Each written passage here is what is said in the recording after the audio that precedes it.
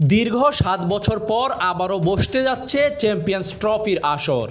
পাকিস্তানের মাটিতে হতে যাওয়া এই টুর্নামেন্টে শুরুর আগে ইতিমধ্যে দলগুলোর শক্তিমত্তা বিচার শুরু করে দিয়েছেন ক্রিকেট বোদ্ধারা।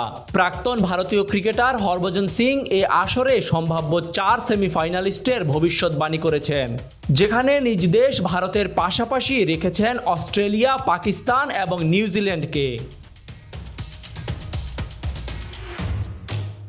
সম্প্রতি এক সাক্ষাৎকারে ভারতীয় এই স্পিনারকে শীর্ষ ৪ দল বাছাই করতে বলা হয়। হরভজন প্রথমেই বলেন অস্ট্রেলিয়া এবং ভারত, তারপর হোস্ট পাকিস্তান নিয়ে বলেন এই প্রতিযোগিতায় পাকিস্তান এবং নিউজিল্যান্ডকে আপনি ছেড়ে কথা বলতে পারবেন না, তাই আমার মতে এই ৪টি দলই সেমিফাইনালিস্ট। মজার বিষয় হলো তার ভবিষ্যৎবাণীতে একই গ্রুপের ৩টি দল অন্তর্ভুক্ত রয়েছে, কারণ পাকিস্তান, ভারত এবং নিউজিল্যান্ড সবাই রয়েছে গ্রুপ এতে। নিজ দেশ ভারতের প্লেয়াররা বেশিরভাগই অফ ফর্মে থাকার পরও ইংল্যান্ড, সাউথ আফ্রিকার মতো দলগুলোকে বাদ দিয়ে রোহিত শর্মাদেরই ফেভারিট হিসেবে দেখছেন সাবেক এই স্পিনার। তাজিম আশরাফ, বিডি আর্কাইভ।